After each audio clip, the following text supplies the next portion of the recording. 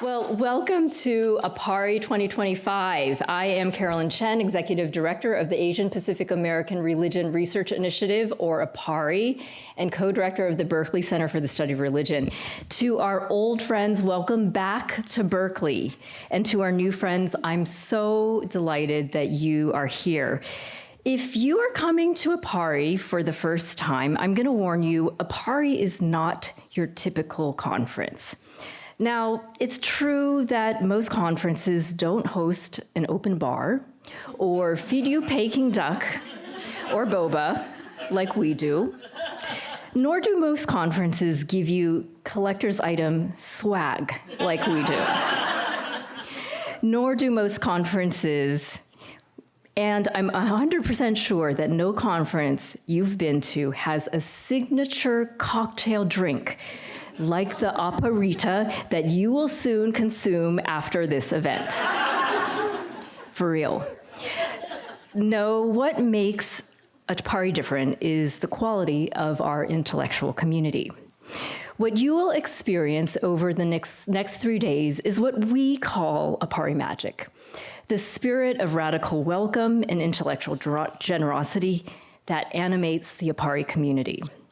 APARRI magic is the collective energy of 130 good people coming together to be supported and to support one another in the wholeness of who we are as scholars of APA religion, and also as storytellers, filmmakers, artists, activists, monastics, shamans, and faith leaders, recognizing the powerful ways that spirituality and religion shape our communities, politics, art, scholarship, and personhood.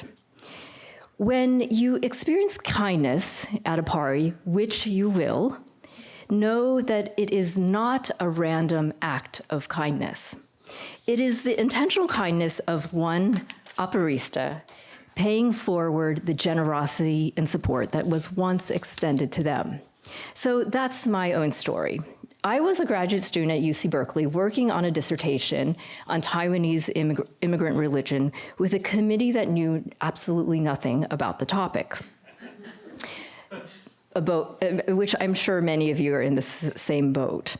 The first person to extend APARRI magic to me was Jane Iwamura, then a graduate student in rhetoric at UC Berkeley, when she welcomed me into a working group on Asian American religions with Russell Jung, Youngmi Pak, and Rudy Busto in 1997. The second moment of APARRI magic was when Paul Spickard, the then chair of Asian American Studies at UC Santa Barbara, came up to Jane and me at the AAAS after our panel on Asian American religions and said to us, "This is really important stuff that the world needs to know about. I want to learn more and I want to support you." So Paul gave us $15,000 from UC Santa Barbara and hosted the first APARRI conference there in 1999. Talk about generosity. $15,000 then is about $30,000 now. So how many of you department chairs or administrators out there would walk up to a random graduate student at the AER or AAAS and offer them $30,000 to organize a conference? And yet, APARRI is made up of countless stories, just like mine. At APARRI, community is fundamental to scholarship because we believe that knowledge production is a social enterprise. And I want to give out a shout out to Derek Wu and back there for helping me formulate some of these ideas.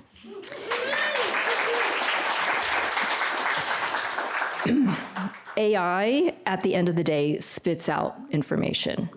It collates, synthesizes, and summarizes existing information. AI knows everything, but it understands nothing. In order to create new knowledge and to achieve real wisdom, you need the carriers of ideas, humans, to discover, to understand, to inspire, and to befriend one another. And there's really no better way to do that than to get a group of scholars across multiple disciplines and religious traditions around a table to share a meal. And that's the secret to why we feed you so much here at APARRI. Generosity, friendship, welcome, and community, this is the energy that fuels APARRI scholarship. Now, none of us would be in the room here today without the support of a few key people. We first got to know Dr. Jonathan Van Antwerpen, the program director of religion and theology at the Henry Luce Foundation, about 4 years ago. Since then, he's faithfully attended every single APARRI, and he's been our #1 fan. Jonathan, thank you for believing in us, for supporting us, and for advocating for us. You get who we are, and you allow us to dream big and to dream wild. Along with the Henry Luce Foundation support, we've received generous funding from the UC Berkeley Division of Social Sciences, the UC Berkeley Division of Arts and Humanities, and the Institute for Teaching Diversity and Social Justice, of whom our own Khyati Joshi is the executive director. I'm deeply grateful to all of our funders for believing in our mission to advance the public and scholarly knowledge of APA religions. With their help, APARRI has granted hundreds of thousands of dollars to fund nearly 45 projects on APA religions over the last 3 years. These diverse and innovative projects include a project that brings together Asian American and Black faith communities to create green space in East Oakland, a podcast series on Hindu American women walking a fine line against Hindu nationalism, a book on religion, gender, and caste in Punjabi Sikh diaspora, a dissertation that examines the role of Buddhist practice in Asian American addiction recovery, and a project archiving the cultural and spiritual significance of Hema, or giant clamshells, in Guam. You can see the full list of our funded projects on our website, aparri.org. This year, we have embarked on several exciting initiatives. We are launching our inaugural cohort of Media Fellows, a talented group of 12 scholars who will be trained in public scholarship right after this year's APARRI. And together with Access Mundi Media and the Smithsonian Institute, APARRI is producing a storytelling podcast series on Asian American religious experiences for the Under God's Initiative, an initiative that challenges the narrative that America is a white Christian nation. And finally, we are excited to announce that APARRI has received a planning grant to participate in the Lilly Endowment's Christian Storytelling Initiative, so stay tuned for more. Now, let me turn briefly to the conference theme, Past as Present, APA Religions, Renewal, and Collective Care. How can we think about renewal and collective care when it feels like the world is burning around us, you may ask? The rise of an authoritarian state, the pillaging of our public institutions, the use of unnecessary military force on protesters, and the unending violence in Gaza. In light of these emergencies, devoting 3 whole days to reflect on renewal and collective care may feel frivolous and foolish. But if there's one thing I learned in the last year, and especially after the very depressing plenary session on the elections at last year's APARRI, it's that we are not experiencing an aberrant moment in American history where we can sprint towards recovery or change, but that we are in the middle of an ultra-marathon that started decades ago, and we are nowhere near the finish line.